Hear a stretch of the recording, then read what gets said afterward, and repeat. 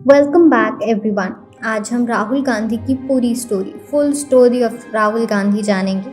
उनकी शिक्षा से लेकर उनके आज तक का सफ़र। जब राहुल ने शिक्षा लेना आरंभ किया तो वे सर्वप्रथम दिल्ली की सेंट कोलंबस स्कूल गए, परंतु फिर कुछ समय बाद इनका दाखिला उत्तराखंड के मशहूर स्कूल द डून स्कूल में कराया गया। परंतु फिर कुछ घटनाएं जैसे इंदिरा गांधी की हत्या, राजीव गांधी का पीएम बनना और एक समुदाय विशेष के लोगों द्वारा इनके पूरे परिवार को धमकियां दिए जाना आदि के कारण राहुल और उनकी बहन दोनों ही अपनी आगमी शिक्षा स्कूल छोड़कर घर से पूरी करने के लिए विवश होना पड़ा।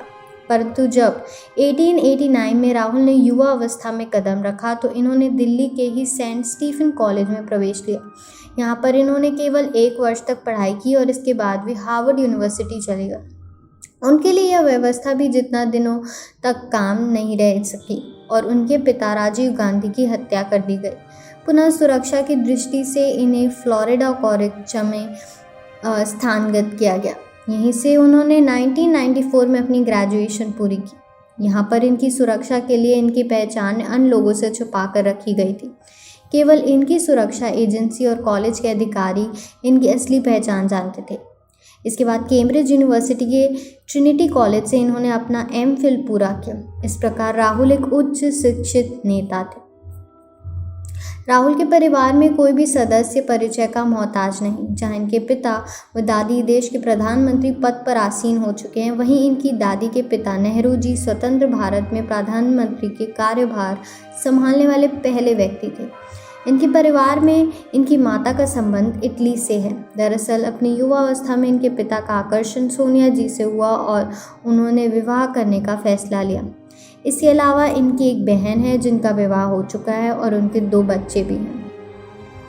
अपने पिता की तरह राहुल ने शुरुआत से राजनीति को नहीं चुना था। इन्होंने अपनी पढ़ाई के बाद लंदन में मॉनिटर ग्रुप नामक कंपनी में काम किया, जो कि एक मैनेजमेंट कंसल्टेंसी फर्म थी। इसके बाद साल 2002 में ये Mumbai based technology outsourcing company में विभिन्न डायरेक्टर में से एक थे।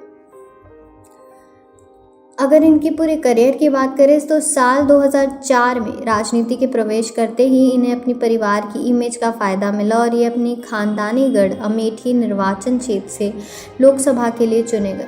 इसके बाद राहुल गांधी ने अपनी मां और कांग्रेस के अध्यक्ष सोनिया जी के साथ विभिन्न सरकारी कार्यक्रम और पार्टी की बैठकों में भाग लेना शुरू किया। फिर 2006 में होने वाले चुनाव में इन्होंने अपनी बहन के साथ मिलकर अपनी पार्टी के लिए चुनाव प्रचार किए। इस प्रयास में यह कामयाब रहे और इनकी पार्टी विजय रही। इसके बाद 2007 में भी राहुल ने उत्तर प्रदेश में हो रहे विधानसभा चुनाव में प्रचार के लिए महत्वपूर्ण भूमिका अदा की। इसी वर्ष ये भारतीय राष्ट्रीय छात्र संघ और पार्टी के युवा संघ के सचिव बने। इसके बाद 2008 में इन्होंने युवा राजनीति में सुधार के लिए युवाओं के साक्षात्कार लिए और इसमें विस्तार के लिए 40 सदस्यों को युवा कांग्रेस में शामिल किया। 2009 में ये अमेठी निर्वाचन क्षेत्र में पुनः अपनी सीट बरकरार रखने में सफल रहे। साल 2011 में इनके राजनीतिक करियर का कठिन समय आया जब ये उत्तर प्रदेश के परसौल गांव में वहां के किसानों के साथ राजमार्ग के लिए कृषि भूमि अधिग्रहण मामले में विरोध प्रदर्शन कर रहे थे, तो इन्हें जिला प्रशासन द्वारा गिरफ्त कर लिया गया। 2012 में पुनः उत्तर प्रदेश के चुनाव में इन्होंने अपने नाम की और झोंक दिया। इसके बाद पाकिस्तान के साथ रिश्तों का सुधारने के लिए इन्होंने अपनी बहन के साथ पाकिस्तान का दौरा किया और वहां इंडिया और पाकिस्तान के मध्य आयोजित पहली क्रिकेट सीरीज देखी। साल 2014 चुनाव में राहुल अमेठी से स्वयं की सीट बचाने में तो कामयाब रहे, परंतु यह साल उत्तर प्रदेश में कांग्रेस के लिए बुरा साबित हो। इस वर्ष पार्टी को अपनी सबसे बड़ी हार का सामना करना पड़ा। इसके बाद से वे सतत आने वाले चुनाव के लिए अपनी पार्टी को तैयार कर रहे हैं और पार्टी सदस्यों के साथ मिलकर बहुत मेहनत कर रहे हैं।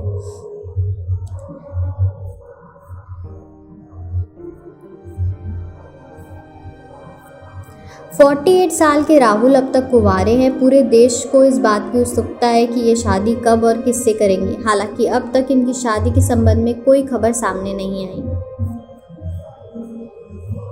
अगर राहुल गांधी के पूरे अभी ताज़ा खबर जाने तो सन 2019 में राहुल गांधी ने कर्नाटक के एक चुनावी रैली में एक बयान दिया था कि सभी मोदी सरनेम वाले लोग चोर होते हैं। इस बयान के बाद पूरे भारत में इस बात का बवाल मच गया। सूरत के एक भाजपा विधायक ने राहुल गांधी पर मानहानि का केस कर दिया।